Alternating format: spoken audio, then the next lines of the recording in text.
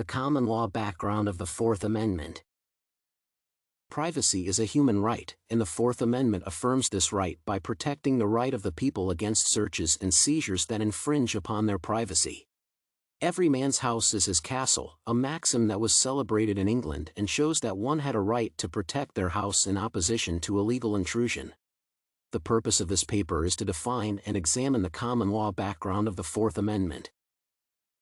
Common law originated in England. It is also known as judge-declared law. The law applies to specific people according to their customs. Thus, the common law developed according to the traditions of Britain. Many countries, including America, developed their laws from England's common law. The Fourth Amendment has its origin in common law.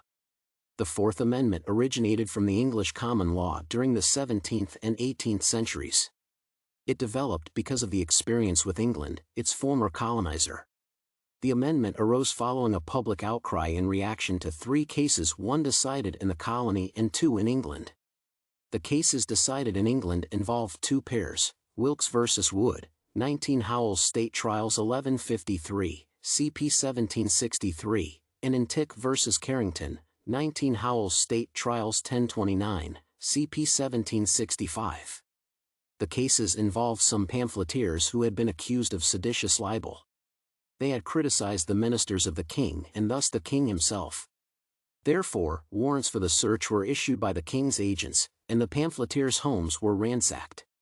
During the search, all their papers and books were seized. During this period, king's agents could issue warrants, while in America warrants can only be issued by a magistrate or judge after the review of an application from a police officer.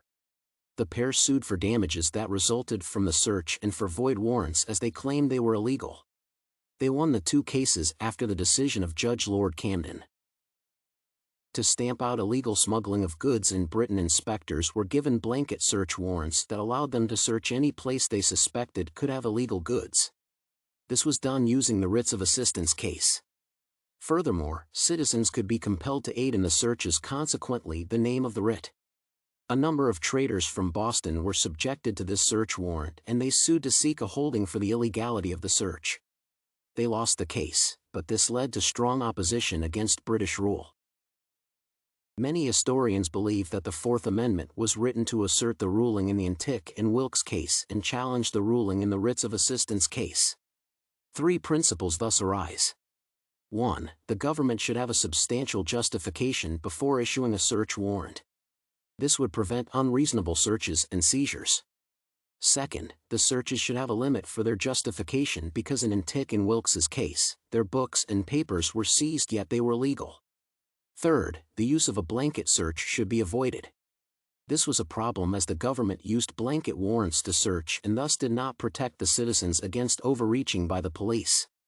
Moreover, in the 3 cases, the warrants were not issued to investigate a crime but rather on mere suspension without a reasonable cause.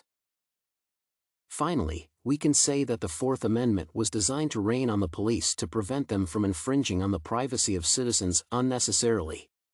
The Fourth Amendment has gone through many structuring to date to ensure that the rights of citizens are protected, and the police can do their work without hindrances in the fight against crime.